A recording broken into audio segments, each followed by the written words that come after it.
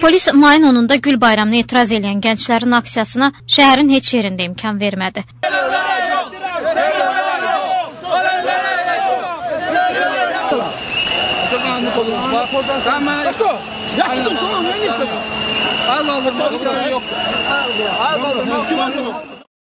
Sahil bağında gənclər Gül bayramına fitə basma ilə etiraz eləmək istəyirdilər. Bu aksiya 2 dəqiqə çəkdi. Polis ayrı-ayrı gənclər təşkilatlarının nümayəndələrini, tələbələri dağıtdı. 50-dən çox gənci polis bölməsinə apardı.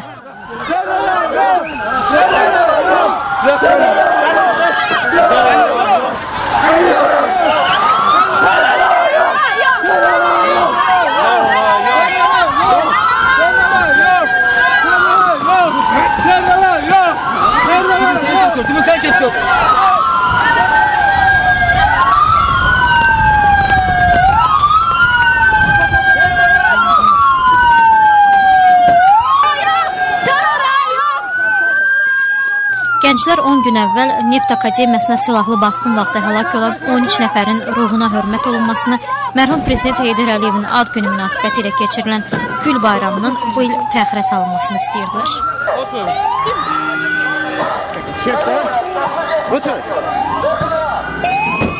Aksiyanı polis, Gənclər və İdman naziri Azad Rəhimovun gözü qarşısında dağıtdı. Gəlin videoya bax. Tutmayıb gözünlə görmüşsən normal onu... Siz orada yoxdunuz Azad bəy. Yaxşı, sakit olun, sakin. Nəyə dağıtdın? Kolundan tutub, yoxsa bunu dağıtıb aparır. Gəlin videoya baxalım. Yaxşı, sakit olun, nə olur? Niyə siz belə əsəbir? Adamı həbs etmək olar ya, Azad müəllim. Amma qadının xanımın saçından tutub...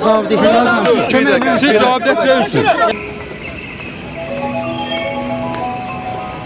Heydər Əliyev sarayının qarşısında isə Gül bayramı keçirildi. Polis həmin gün səhər saat 10-dan 12-yə qədər parkın qarşısındakı avtomobil yollarını bağlamışdı. Bir müddət əvvəl Neft Akademiyasına xarici olmuşdu.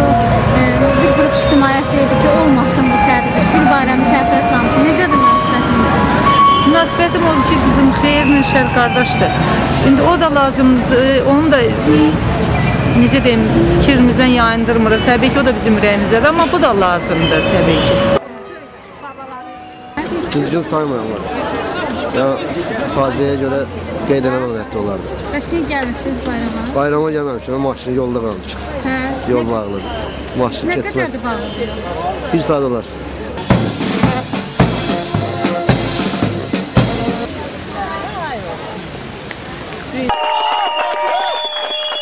Polis Gül bayramına qara paltarda etiraz edənləri də bölməyə apardı.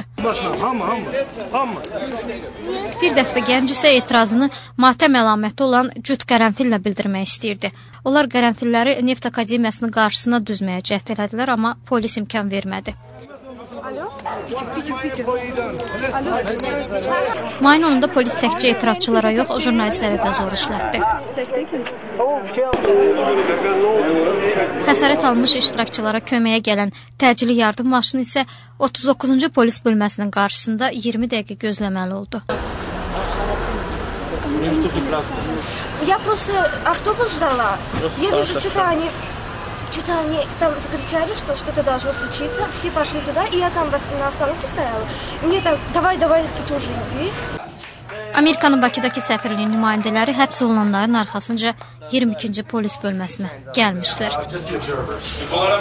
Bir neçə saatdan sonra polis saxlanılan gəncləri buraxdı. 1 saat geçirdik, 2 dəqiqədən sonra buraxarıq da. Sonra bir qara paltar niyə görə giyimsiz? Azərbaycanda kasıb polisi qara giyinmək olmaz.